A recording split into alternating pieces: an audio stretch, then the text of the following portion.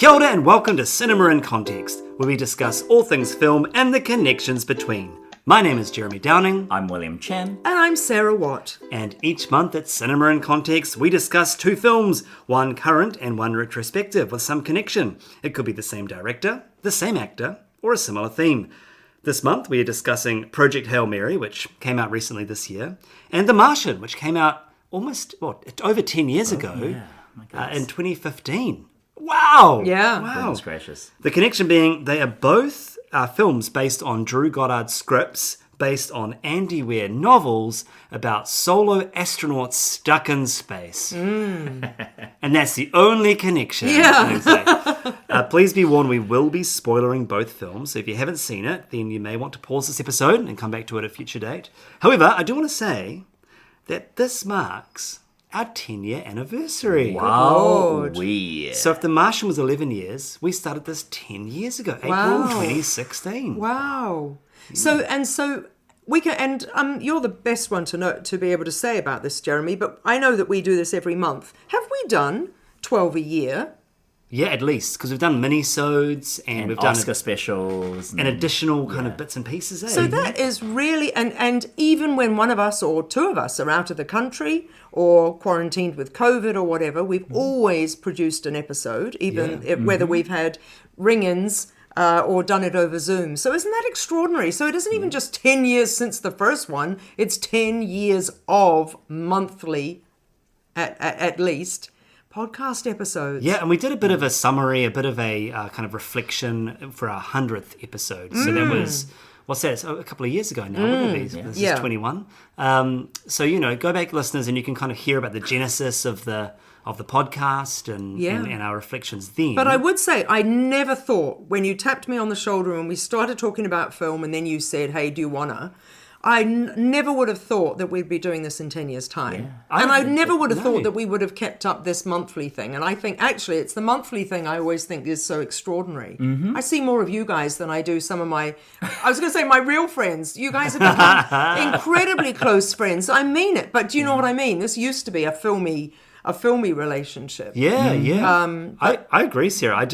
There was no real vision beyond getting us together. There was no vision to think, when we're in 2026. That's right. And the world is being ravaged by AI. That's right. We would be still talking about that ancient art of film. That's true. Yeah. Lovely. What do you reckon, William? It's really, really lovely to be here, I think. And as we talked about in the 100th episode, I think for me, really the joy of talking to you guys every single month has been a highlight of my life, I think. Especially since it, kind of forces you sometimes not so willingly to watch things that it's like, I don't want to watch this. And usually the answer at the end of the day is, there's some good to be gleaned from it, right? Something interesting in our conversations. And these conversations are always just a ton of fun. They are. Yeah. Unless we pick too many superhero and animated films and Sarah decides to go jet setting around the world. That's right. And then it's good luck to you both. But you're so right, William. I mean, quite often we've sort of been forced, in inverted commas, to revisit or to watch something that's old or a classic that one of us has never seen. Usually me. Yeah. Even though you are very cine literate, so, you're not a Philistine at all, but... Thanks, Sarah. No, seriously. But you're right. And then you'll go, far out. I'm really glad I had to see that. Yeah? Yeah. One thing that you've just made me think of that I've really appreciated from both of you is that you have expanded my vocabulary. And I just, there's so many words you both will use, and I'll think, what does that mean? And I kind of can pick it up, and then I'll go and do my little research. Oh, that's nice. I didn't realise that. When you're editing, you're like, what the heck were they on about? I think it's almost like you're trying to communicate with some sort of rock crab creature. No, some of it will be, though, because a lot of the film terms are French, so we're probably going, the mise en scène. Contemporaneously was one that I've got. Oh, I love that. Yes, cine literate that you just used. I hadn't thought of that before. Oh, it's an actual word. Yeah. Philistine is a word. I didn't know. Yeah. Yes, Bible upbringing. Yeah. So we won't go through all the neologisms or new words, but good. So there you go, listeners. We are teachers. That this podcast is both entertaining and educational. That's right, and that's how we like it to be. Just like Andy Weir novels. Yes, and they are. I don't know, have you ever read any of his novels? No. My brother-in-law is a big fan and has read them. And so we'll get into, I guess. The only Andy Weir novel I've read is the final few pages of Project Hail Mary, which I read after the film. And I was like, did the book really end that way? Yeah, it does. Right. Wow. Yeah. I mean, right at the gate. I mean, we're going to get to summaries in a second. But both films end in a classroom. Mm-hmm. Did you recognise that? Yep. No, I didn't. Both films end with students putting up their hands. Yeah. Well, putting something up. Yeah. I mean, or just sort of gyrating and vibrating. Okay. Let's hear some summaries of our films. Sarah, would you like to start us off with a summary of 2015's The Martian? Yes. Thank you, Jeremy. I would. So, back in 2015, a little-known British-born director called Ridley Scott made yet another banger. So, Ridley, and I obviously am being a bit funny, and I don't have to tell anybody listening about Gladiator and everything else that Ridley's made, little films about aliens and blades that run and things like that. But Thelma and Louise. That's right, which we've also done. But so, and Blade Runner. And some Have we done alien Gladiator? movies. Yes, we have. With Napoleon. yeah. So we've done a fair few of Oh, Ridley's we've films. done a fair few Ridley films. We've done Alien Covenant? And or Romulus? Romulus with the original Alien. And we also did Covenant as a minisode back in the day. Yes. Sorry, carry on. Yes, The Well, Martian. I mean, if you want, or I can go home. Nah, jokes. But anyway, so Ridley Scott made The Martian, blah, blah, and Andy Weir novel, blah, blah, blah, starring Matt Damon, who I think is marvellous. And Matt Damon is the star of a film that it starts as an ensemble piece, astronauts going into space. I don't even remember what it is that they're trying. Oh, yeah, no, hang on. They go to Mars. Yeah, of course they do. They go to Mars, and then there's a storm, and then they have to leave, and accidentally they leave him behind, and they think that he's dead, and then they find out eventually that he isn't dead. And so Matt Damon's amazing botanist character manages to grow potatoes on Mars and is basically trying to eke out survival until, well, he doesn't know. Are they going to come back for him? 4 years. Is he going to get away? They don't know. He doesn't know. So that's pretty cool. Nice. William, what's Project Hail Mary about? Project Hail Mary, the latest and I think some would say greatest from directing duo Wunderkinds, Lord and Miller, which we've also done some of their movies in the past. Right? Yeah. We've talked about Clouded with the Chance of Meatballs, and they didn't do the second Lego movie, but they produced it as well as the Spider-Man movies. That's the Spider-Man Spider-Verse movies? Yes. Yeah. Do we do Cloudy with a Chance of Meatballs with With Lego? Lego Movie 2. Why do we do that? Because William said, and I wasn't Oh, here. no, because it was Lego Movie 2, and we wanted a Lord and Miller thing to pair with it. Okay, cool. And they hadn't, it was like a little bit tenuous, but Cloudy is a great movie. Okay, did they not do the second Lego movie? They didn't, no. Yeah. Good story. But yeah, so after the calamity that was Solo, a Star Wars story, which they were famously booted off the set of, they've been doing really interesting work, and now comes this Andy Weir adaptation, which, as we've alluded to before, is kind of a very similar story, at least to start with, as The Martian, where an astronaut, Ryland Grace, played by Ryan Gosling, wakes up with amnesia. He doesn't know where he is. He doesn't know what he's doing, but he does figure out that he's in space a long way away from home. And through him regaining his memories and how the plot moves along, you start to realize that he is on a mission to save the sun from being eaten by these little microbes that they're called astrophages. And how he completes his mission and the friends he makes along the way are kind of the crux of the story, and it becomes very much a story about one man's search to be a braver version of himself, right? Like to self-actuate in a way that he's never had to do before on Earth. Meanwhile, like The Martian, also bringing to the massive forefront his science nerdery. These movies are about science, you guys. I don't know if you realize, but yes, if you love math and if you love science, and you love botany. Yeah. No, they do. It's potatoes and rocks. No, but it's wonderful. It's Microbiology. wonderful because quite often Matt Damon's Mark Watney. Watney Interesting, isn't it, that he's Mark Watney and Matt Damon, Yeah. and that Ryan Gosling and Ryland Grace. But I was just going to look up, is Ryland Grace the name of the protagonist in the actual book? He is. Well, what a coincidence! But yeah, no, they're well, maybe less the Ryan Gosling character, but certainly Matt Damon's character is blatantly kind of like, and that's science, and I'm the greatest botanist on Mars, and it's delightful. And structurally really similar as well, in the sense that in The Martian, you're flicking between Matt Damon on Mars and then the ensemble back on Earth, and then eventually back on the ship. Yeah. And then in the Project Hail Mary film, you've got the Grace story on the ship, and then kind of these flashbacks To the ensemble. to him on Yeah. Earth. Yeah. Well, ensemble, but really it's Sandra Hüller. Yeah. she's phenomenal. Isn't she wonderful? Yeah, she was such a great character. So yeah, very, very similar films, and I would say very similar sense of kind of the positivity of humanity, and especially coming at a time where it's pretty dire in terms of what's happening in the world, and feeling like we need to be reminded what's good about being human. It feels very pertinent. I don't think The Martian was necessarily as pertinent in that sense when it came out, but definitely it hit a nerve in terms of entertainment. I mean, a lot of people saw The Martian, a lot of people talked about it.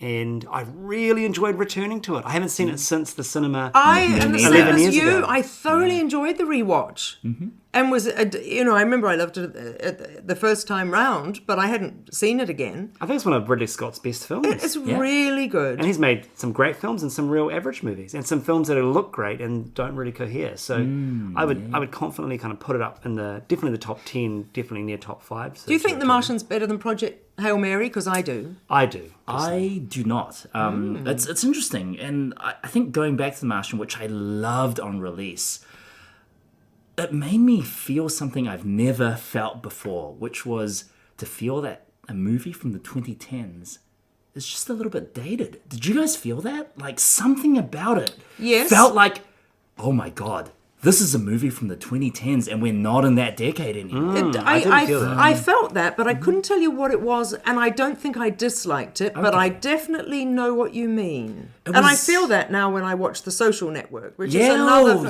which I adore and will watch forever, but it now feels a little bit historical to me, which of course it is, but I love that comparison with The Social Network, because it's something about how it's shot, something about how the actors are directed. It's this ineffable something, But compared to Project Hail Mary, which is very much a film from 2026, right?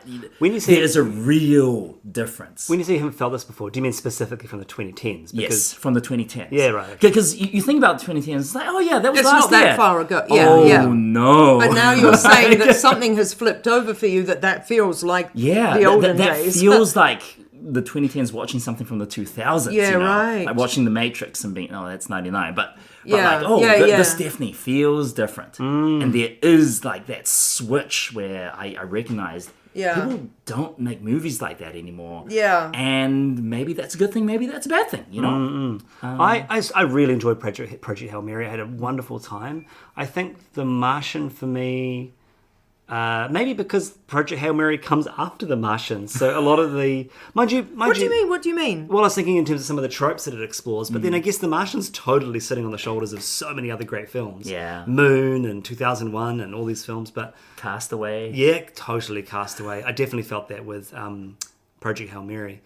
I think I just found the Project Hail Mary was quite long, and Martian was long as well, but at least The Martian had really clear stakes for each of the three acts. Act 1 is him trying to just survive that first stage and get in touch, and then Act 2 is them helping him out, and then and effectively telling the other ship, and then Act 3 is him coming home. Right. Project Hail Mary, I think it was a bit more sort of Lazzi focused, right? Like it had these little set pieces that moved. That was there, but it just was fine. And then I think it was too long. It had the fourth act, which to my understanding, the fourth act, when there may be slight spoilers here, ladies and gents. We've warned. Okay, so fourth act, when he goes back to save Rocky, Apparently in the book, that takes up about a quarter of the book. And so they've really had to adapt it and just cut so much out. Which makes sense, because from a film perspective, you don't want that. You don't need that to drag on. Well, in that case, but it was still a 2.5-hour film. And it's not like I could point out necessarily the exact thing that they could have cut out, but it felt unnecessarily long. Whereas The Martian never did. I know it's not as long. I don't think The Martian's as long. It's 2020, I think. Yeah, so okay. It's slightly it's shorter. getting there. But I think the Martian was well paced. And it's interesting as well, though, because those flashbacks, we didn't have flashbacks in The Martian. We have cross-cutting, and it's not even like cross-cutting, but you know what I mean. We get to go and see what's happening with the others. The weird thing about Hail Mary is that those are flashbacks, aren't they, when he's with Sandra Huller, and when they do the karaoke scene and all that. Incidentally, did you know that she wasn't going to sing in that scene? In fact, did you ever see Tony Erdmann? No. Well, Tony Erdmann was a very, very well-regarded, critically acclaimed German black comedy drama about a young woman who is sort of restoring her relationship with her extremely strange father. I found it all just hideous and excruciating, but was able to see that it was a clever film, but did not enjoy it at all. It's the sort of thing that Doug and everybody else just thought it was Christmas. Now, Sandra Huller sings in that. I'd totally forgotten about her. Of course, more recently, we've seen her in Zone of Interest. Anatomy of a Fall. Sorry. And Zone of Interest. She was as well. Yep. So she's a big cheese now. She's been nominated for an Oscar. She's, doing terrific. She turns up in this. That karaoke scene, apparently she wasn't going to sing at all. And then she decided at the last minute that she would, and she came up with the song to do the Harry Styles "Time of Your Life," which is beautiful. Sign of the Times. Sign of the Times. Sorry. Yeah. And she sings beautifully, just in such a natural, lovely way. It's a lovely scene, isn't it? Yeah. Anyhow, all I'm saying is that is kind of weird. Maybe more jolty to be back on Earth and then back in space with him. I mean, that for me was when those flashbacks started to really make sense, and kind of everybody else is sort of sleeping together, and there's this moment of intimacy with them that's not about sex, that's about just this sense of duty and understanding, and then the kind of rug being pulled out that she, forces him against his will to do this mission. There's something that for me was some of the more interesting parts of the movie. That it might have been interesting, but it felt separate to me. Separate to the scenes of him on the ship, right? I guess is what I'm saying. Okay. I know they are separate. Yeah, I don't know. I'm just saying. Right. I don't know. It felt like I was being cut. It felt like, what does it feel like? Like I'm being broken out of the. He's on the ship because now we're back on Earth, and we're back up there again. That's all I mean. Whereas with The Martian, it wasn't like that because he's up on Mars the whole time. One thing I put in our group chat when I was watching it was the cast in The Martian is incredible. And I tell you, the moment when I messaged you was when Nate the Great from Ted Lasso shows up. And I was like, And Nick Mohammed was nobody back then. Yeah. Absolutely nobody. And yet he holds his blimmin' own. Mackenzie, what's her name? Mackenzie Davis. Yeah, because she's marvellous. She's Blade Runner, and she was in one of the Terminator films, eh? Well, I actually have a list of people who show up in The Martian. Yeah. And some of their famous roles. So famous before or since? Famous before or since. Okay. Yeah. So we have, of course, our leading man, Matt Damon, who was actor Loki from Thor 3. We have the evil alien Vuk, played by Jessica Chastain from X-Men Dark Phoenix. Wow. We have, from the Doctor Strange franchise, both Mordo, Chiwetel Ejiofor, and Wong, Benedict Wong. Also appearing from Marvel movies, Lewis, so Ant-Man's buddy, Michael Pena, as well as Uncle Aaron, Donald Glover from the Tom Holland Spider-Man movies. We have the Winter Soldier himself, Sebastian Stan. Yeah, true. We have the Fox version of the Invisible Woman, Kate Mara. No! We have, crossing along to the distinguished competition DC, we have Wonder Woman's nemesis, Cheetah, from Kristen Wiig. Yeah! And then, of course, you guys have mentioned Nate the Great, and Grace, this enhanced super soldier from the year 2042, Mackenzie Davis. Yeah. And then Roger Dearly, Jeff Daniels. who is the main human protagonist of 101 Dalmatians, the live action. Yeah. Like, Yeah. And what about our Bean? Norwegian friend? oh yeah, and Sean Bean, of course. Sean Bean, as my mother calls Yeah. him. Sean Bean, who hasn't been in any Marvel movies or Not yet. no. And But what about many fantasies. What about our Norwegian friend? Oh yeah. He's the only guy who hasn't been in a superhero movie. Who's our right? Norwegian friend? Axel. He plays the German astronaut, the guy who creates the bomb. Oh yeah. Yeah. The one with all the girls. Yes. Yeah. He's really good. Yeah, he is great. Yeah. But dang, what a cast! Do you know one thing that stood out to me actually was how clearly they were on wires in the ship? I was like, oh, this is quite noticeable. When Jessica I Chastain didn't is see going that. through the tunnel. Yeah. But I do like how they fall down the holes and then And go backwards. Yeah. to the centrifuge and then That slide down. reminded me. I asked Doug, why are they going in backwards? And he says, because they're following gravity. Didn't realise that. That reminded me a lot of that shot in Star Wars where Han and Luke go into the gunners of the Millennium Yeah. Falcon and they're sliding down the ladders. Yeah. And a lot of it had very, I mean, of course it would, very Prometheus vibes. Well, you know, Yeah. they used, Yeah, they it used all the research from Prometheus to inform a lot of the designs on the Martian. Okay. Right. I didn't see the wires, but do you mean you could just tell that they were... Yeah. I think I thought, do you know, I didn't. And I thought, oh my God, they're so lucky. They actually got to film in some sort of zero gravity kind of situation. What? I'm so disappointed. It was just, I think it was just that first one with Jessica Chastain. going through the Yes. tunnel. And it just sort of stood out to me, and I was like, "Ooh!" But then from that point on, it was fine. Oh, I just thought they were actually got to do it for real. Not in space, but... So in movies, Sarah, No. it's not always real. Don't ruin this Yeah, for it's me. called movie magic. Do you know what? That actually bumps me out. I'm not going to watch it again now because now when I watch it, I'll be like, Shall I tell her about Zootopia? stop! They're not on wires, are they? I think it is done better in Project Hail Mary. Like, there's lots of really flashy There's their scenes. wire work in that? Oh yeah, lots of wire work. What? There was one thing that confused me actually when he was in his sleeping chamber at the start, and there's gravity. Yes. And then there's not gravity. It's because the ship is moving forward. Of course. Yeah. No, I did figure that out actually, and I did realize that because when the ship stops, Yeah. and then when, of course, there's that cool scene where he's like futzing with the controls, and there's like a coffee mug and something else floating above him. Yeah. And you see those move in the background. yeah, which that is is such a cool. cool thing. Yeah, I did figure that out. But what I did think as well is when he's checking. This is my face when you're talking about science. I'm just like, what? Oh my gosh, Dr. Ryland Grace would like to sit Oh you my God, down I and think- talk about like vibrations I think of I sand. need a GIF. There needs to be a GIF of my face just going science. Anyway, keep going. What? This Well, is when he fascinating. when he woke up from the initial waking up and he's checking the bodies that have both passed away, there's a real sense of danger of how high Yeah. up he is. Yeah, I yeah. was like, oh, he could fall down. And is he injured at that point, or is he? He's very weak anyway. He's just sick. Yeah, that's right, because he's sort of been rolling. He's on the just floor. ugly because he hasn't cut his hair yet. I tell you what, The Martian was kind of raked over the coals for being a quote-unquote comedy. What I would say is Project Hail Mary is genuinely very funny. Yeah. And much funnier than... Sorry, The Martian. Did I say The Martian? You did? Yeah, much funnier than The Martian. Yeah. So now's the time to talk about the two very lovely protagonist men. You know, you're going to have to really cast well, and I think Ryan Gosling is great Your casting mate in Ryan. everything he's in. My mate Ryan. He is great casting in everything that he does, I think. Is he gonna? Do you guys think he'll get a Best Actor nom for this? No.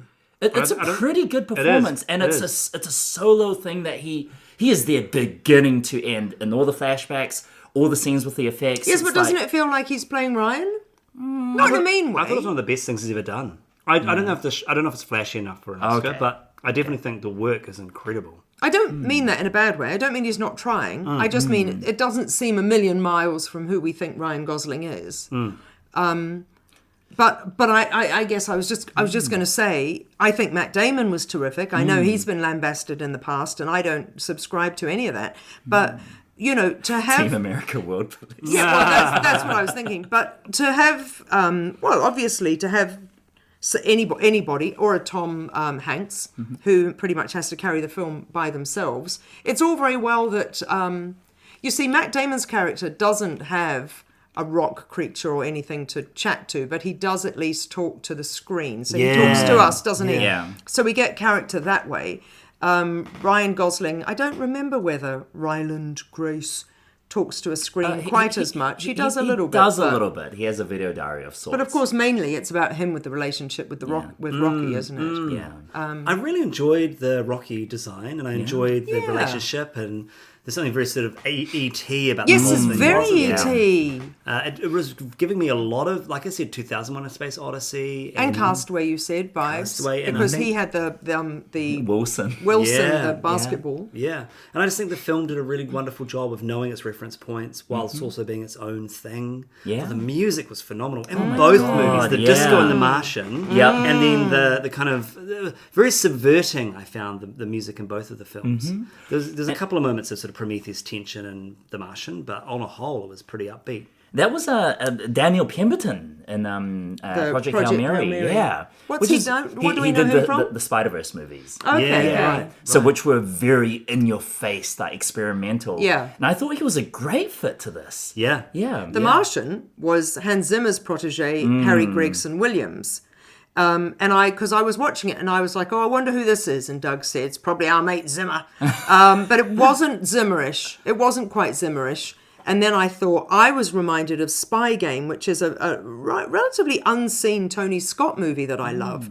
That Harry Gregson Williams did the score for that. So it reminded me quite a lot of that. Yeah, nice. Yeah, I did love that scene where, of course, Waterloo kicks in. Yeah, I did. Space survival movie. This is wonderful. Yeah. Yeah. So the other subverting things are the fact that in now, which I've got to get my film. Yeah, in The Martian, he starts off being in an ensemble with flippin' Oscar nominee, or is she an Oscar winner? She is Jessica now. Yeah. Chastain. She's now. She wasn't then. But she had been an Oscar nominee, I'm sure, because she was a somebody. Kate Mara was becoming a somebody. She probably had done House of Cards by then. And as you say, you know, maybe not so much Sebastian Stan, but Michael Peña's been around since forever. And then all of a sudden, boom, they bugger off to space and we're left with this joker, you know. And I thought, And who is this Matt Damon? Who Right. is ever going to come of but him? no, I thought to myself, goodness, you know, good old Jessica Chastain taking a small role, you know, just to kind of trick us into thinking that, you know, but then of course she comes into it a bit more later on. Yeah. Speaking of small roles, I find a lot of the casting for Project Hail Mary to be interesting as well, right? So you have Sandra Hüller, who I think is perfectly cast. Yeah. But a pointing at the screen moment for me was Lionel Boyce as Carl, the security G-man. He's from the Bear. Yeah, he's Marcus. Oh, Yeah. yes. Yeah. And that was lovely. Yeah. And they just have this thing going, and it kind of that becomes kind of Grace's relation with Rocky later on. Sure. You Yeah, see true. that formation, but it was fantastic. And you have Ken Leung. I like Ken Leung. as the captain. I like him very much. It's interesting, though, the others, bless them, you're all great. Yay, good people. But they're not massive. I mean, even Lionel Boyce is not massive. If he hadn't been in The Bear, we wouldn't really recognise him. Well, I know Ken Leung. I mean, he's known from things like X-Men 3, but the role I'm known most as is in Lost. Because he shows up in season 4, and he sticks around for the second half of the show. Right. Yeah. He's great. Miles, the psychic. But I think it's fantastic that once you get to the central relationship, like Rocky is such an amazing creation. He actually and really works. The voice, it's apparently James Ortiz, the by the way. puppeteer. He's not an actor. He was the guy who voiced the puppet, and Yeah. Oh and my they God. just So the guy who is more talented at the movement, technically, is the guy doing the voice, which is a Yeah. real skill. And it's, Wow. I think the effect is seamless. Like, you don't know when it's a puppet, when it's animatronic, when No. it's CGI. It's just, and you fully believe there is a rock alien just like wandering beside it. To be fair to Gosling. to be fair to Ryan Gosling, yeah, you are absolutely right. It takes something to play against a tennis ball, which is most likely what he was working with. That actually does take a good skill. So I take back what I said about it's Ryan just being Ryan. No, I was actually the first time that I've always enjoyed Ryan Gosling, but sometimes I find him very underplayed. And I'd felt that his level of charisma here was just on point. Because, like, if I think about him in Crazy Stupid Love, I feel like it's... Oh, I love that. It's almost like it's not landing for me because it feels forced. Because I loved him as he's Ken. playing. Yeah. Yeah. Whereas this I felt was a really nice balance. Also, Have you seen Drive? Yes, I do like Drive. Yeah. But again, he's very underplayed. He Yeah. barely says Oh, anything. yeah. I did enjoy as well the kind of the plot point that he was trying to prove that life could exist without water. Mm-hmm. But they never fully confirm that Rocky doesn't have That's water, right. right? They just leave that as a space for a space for the audience to infer, right? That he's discovered this, and I assume that is the implication because he lives in this argon gas environment. Yeah. He's hugely impacted by the oxygen that is in the atmosphere of Grace's world. I like that. I like that little plot point being given to us without us having to like be smacked over the head with it. Yeah. I think it's funny also how when you have these two movies that are 10 years apart, the physicality of both movies I think really shines through. Like different directing teams, different special effects. But like when Matt Damon gets skewered with the antenna, like you feel that, right?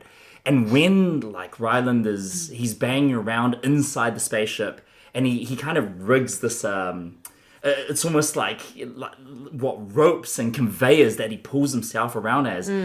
That's, I found to be completely believable. It just felt like both Martian and Project Hail Mary were filmed in real physical spaces. And I know the Martian, some of the backgrounds look a little bit hokey.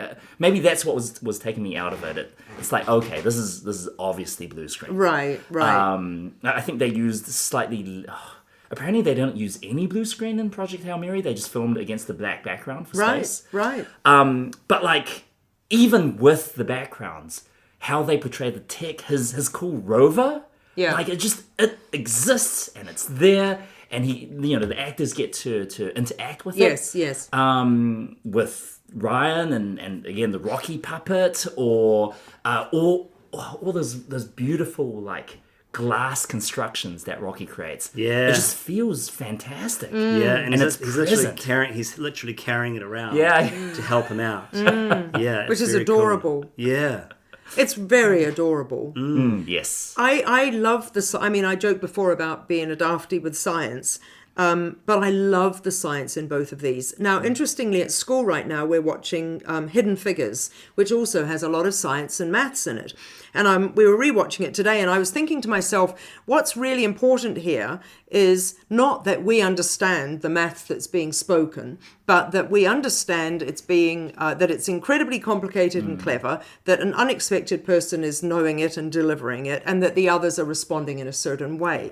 And but by comparison with Matt Damon and the botany. And I'm not a grower, my goodness, You're but, sure. No, sorry. But I mean, I'm not a gardener, but interesting at least to know that the science is relatively, if not completely true, possibly completely true. And I love it the way he's working out how to make the water go and too much of the hydrogen or the whatever, or I forgot about the so-and-so. Or I don't know, I just love all that. I agree with you. It's so clear to us as an audience about what's happening. And I know that Ridley Scott said one of the hardest scenes to figure out in film was the hexadecimal communication sequence. Oh, really? That was so cool. It was so cool. It was so clear to me how they were doing it. Yeah. But they must have really had to figure out how to show it. And it was really interesting to think, yeah. And not just go, okay, they've developed some communication system, but actually to make it work. Yeah. I love how they had the duplicate set up on Earth. Yes. And that's how they knew the exact angles, the exact controls. Yeah. And again, that stuff is mostly done wordlessly, right? Yeah. You just see it and you understand, okay, even if I don't understand hexadecimal, like this is kind of how they're syncing exactly Mars right. and Earth. The interesting thing, of course, is the way that it's filmed. We believe it's happening in real time, even though we're told that it isn't. There's a delay. What was it, like an 8-minute or something? Or a true. 30-minute delay true, or something. But of course, what are you going to do? You're not going to make us all sit around and wait with the dude who's waiting just to go, oh, it's come through, let's reply. Yeah. And I think the science aspect of Project Hail Mary is also interesting in that a lot of that movie is about, like, it's hypothetical science, right? The astrophages don't really exist.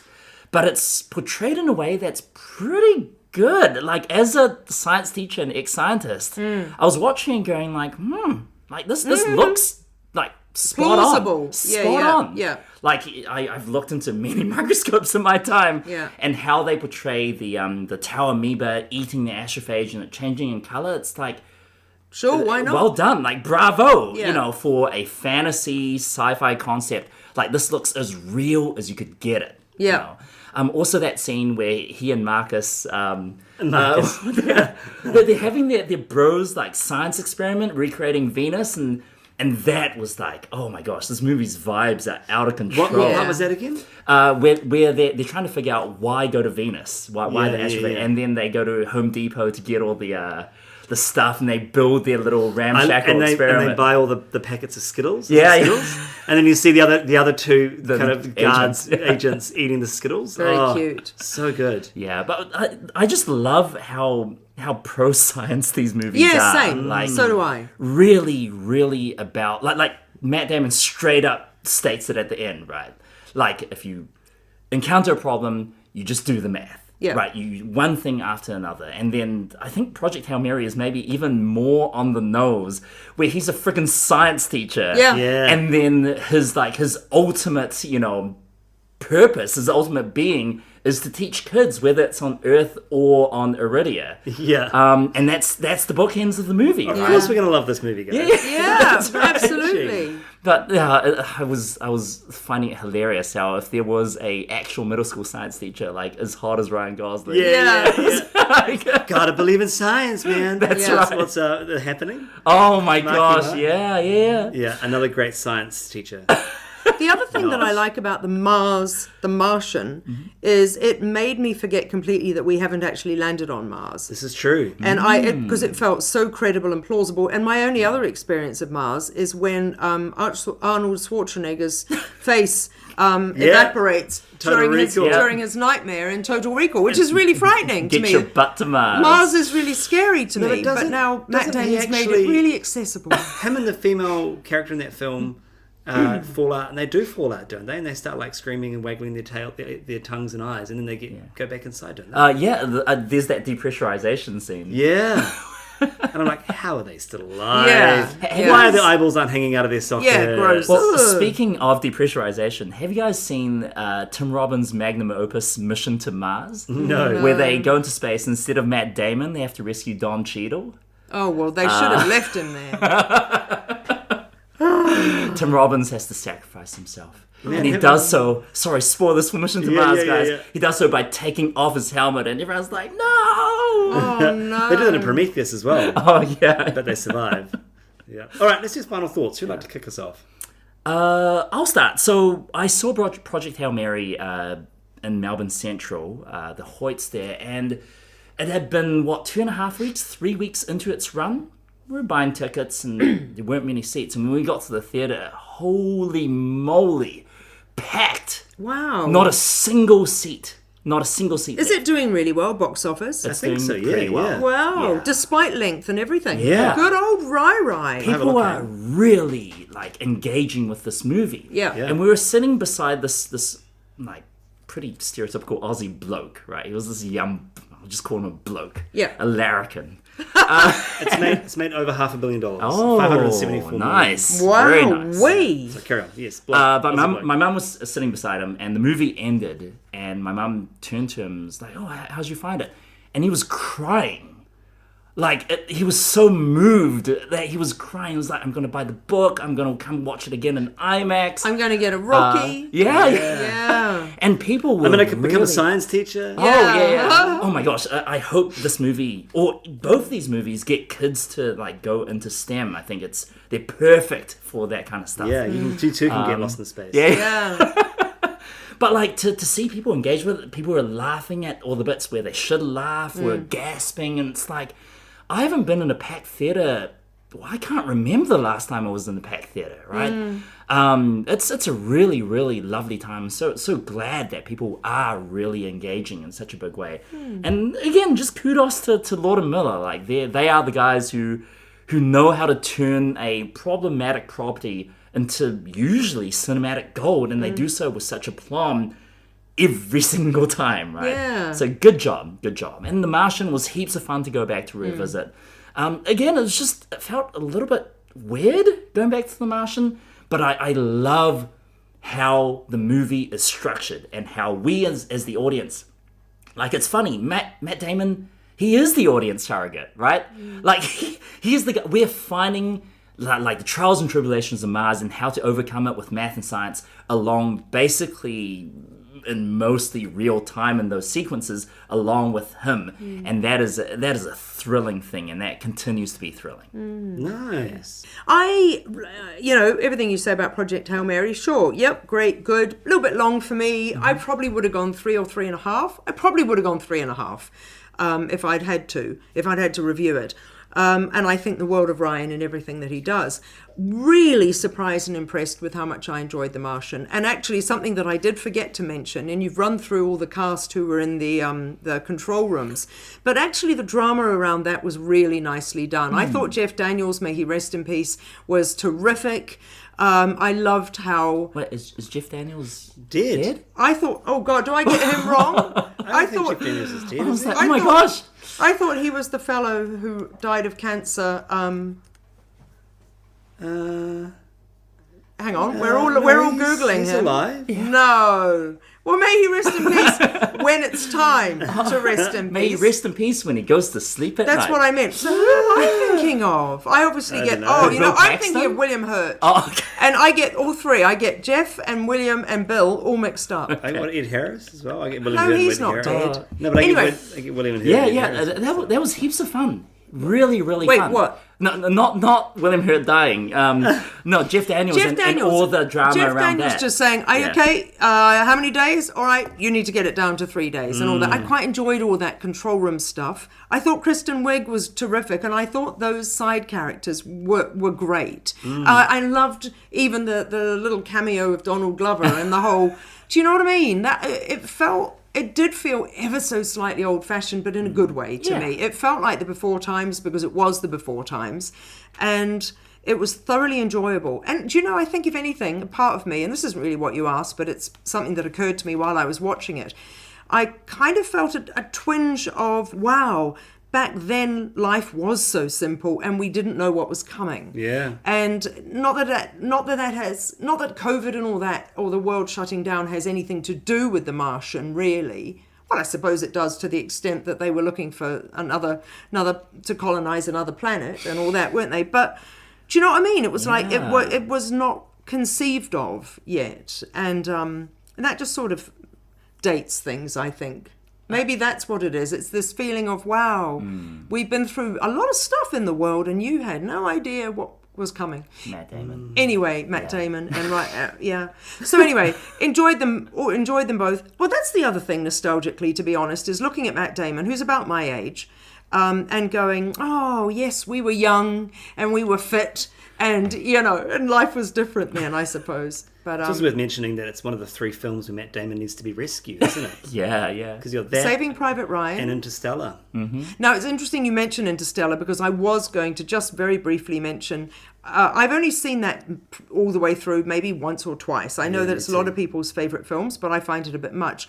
But one of the painful things about it was... Jessica That's Chastain's true. Jess Chas, Jay Chas. But the other painful thing about Interstellar, which was nearly painful about The Martian, was the idea that any communications were going to take 4 years or however freaking long, 8 months or whatever. And that just feels awful. And that was the saddest thing. I don't even remember the specifics of Interstellar. There'll be listeners who are shouting at me because everyone watches it more intently than I, but... My problem with Interstellar is that they were like, oh yeah, love is quantifiable. It's a quantifiable concept, Nerf. Love? Yeah, and it's just like, no, to hell with science. We're going to talk about feelings, which is the exact opposite of The Martian and Project Hail Mary. Yeah. So I find these 2 movies to be superior. I agree. I think Project Hail Mary is about feelings. No, but it's feelings based on science, where the climax of Interstellar is just like, sorry, I'm going to do my McConaughey impression again. Like, my connection with Murph is quantifiable. Right. I'm like, no, it's not. It's Right. Christopher, what's his name? Who's the director? Can't remember Nolan. his name. No, Christopher Nolan. Kind of, he gets too far in his own ideas. Yeah. I had a really good time at Project Hail Mary. It is a very easy film to suggest to people. It's a very safe film to Even though suggest it's to people. long? It's such a crowd Absolutely, pleaser. because it's such a crowd Okay. pleaser. Like my sister and her husband went, they had such a good time. They loved it. Do you think my 9-year-old nephew would like it? I think so. think yeah. so, yeah. Yeah. Maybe. I agree with you, William, in terms of it being a great experience with an audience, sort of laughing along and having a good time. Same experience in our cinema. I went with a friend of mine. So I had a really good time. I struggle to remember the specifics of what actually happened beyond one or two sentences. Same. But that experience I had when watching it was still just glorious. Yeah, right. The Martian, I loved it at the time. And I loved it even more, I think, on rewatch. And it's gone onto my list of favourite films of all time. It's definitely up there, like I said, as some of my favourite Ridley Scott films. And, you know, I've got... A lot of favourite Ridley Scott I do have a films. lot of favourite Ridley Scott films. Buffy the Vampire Slayer being the main... Wait, no, okay, yeah. So I loved it. And I realised something as well as we were just talking. 2015 was a big year for movies because, of course, you've got Fury Road, my favourite film of the decade. Holy moly. And Inside Out, I've labelled as my favourite film of the decade. But those two movies and The Martian, what a year for film. What a year. You know, and I think we sometimes have these movies, 1999, 1968, there's different Yeah. movies. 1979 is another one. Really big years for cinema. And 2015, I would love to go back and just pluck out a couple more to see what else came out that year. Yeah. And the other thing that stood out to me when I first watched The Martian, and again, when on rewatch, is the conflict in that film is not between characters. Like there's some sparring of what the right idea is, the wisest idea is between these very talented scientists. But it's always with the same intention in mind. There's no ulterior motives at play. Sean Bean is Wiig- not secretly evil. No, you're right. you know? There's no obvious baddie. Jeff Daniels isn't an obvious baddie. No, and it's like Kristen Wiig's sometimes thinking about the comms of it, but it's always with the best Yes. the best outcome at heart. Very And- good point. And, I teach my year 12 and year 13 media studies students about conflict, human versus human versus self, and human versus society is another one. That would be something like Game of Thrones, or, and then human versus environment is one that, I very rarely have examples to talk about. And this really is, because even if you think of something like Into the Wild? Into the Wild, I was thinking 127 days. Sure. 127 Sure. hours. 127 hours. Sure, it's human versus environment, but at the core of that, it's human versus self. He ultimately Sure. succeeds in that because he gets over whatever he has. to Because get his over. arm is caught in a rock. Yeah, but it becomes almost like a metaphor, isn't it? It's for human his own- versus arm. Yeah. But yeah. But this human versus environment, and it's everybody. It's Yeah. everybody against the reality of space. It's quite a thrilling and different way to bring conflict into a movie. And space is... Okay, this is going to sound really lame. Space is really frightening. I was going to say it's really Have big. you been there? Have you met Katy Perry? No, but it's so frightening, because I was thinking while I was watching The Martian, when Sebastian Stan goes outside and does some kind of thing, I was like, oh shoot, I hope it doesn't have a George Clooney moment like with Gravity. Well, it almost did. because I thought of gravity in that moment as well. It's so like reverse scary. gravity. Yeah. The He guy is not comes to her. tether. Yeah. And even when Jessica Chastain's out there and she's trying to grab Matt Damon, I mean, the very thought, if he had gone, whoa, and carried on, curtains. That would have been... That's exactly what happens in Gravity, isn't it? Yes, Yeah. and it's Even absolutely... with the same tether situation. Yeah. and it is somehow- absolutely terrifying to imagine drifting off into space. And that is the stuff of nightmares. And on that note, listeners, thank you for listening to our 10-year anniversary of Cinema in Context. Sleep well. You can find Cinema in Context and listen to it where all great podcasts can be found, including SoundCloud, Spotify, and Apple Podcasts. You can follow us on YouTube, Instagram, and Facebook, which are great places to let us know what you think of this episode, as well as give us suggestions for future films to discuss and compare. Look out for our next episode in a month's time, and until then, No more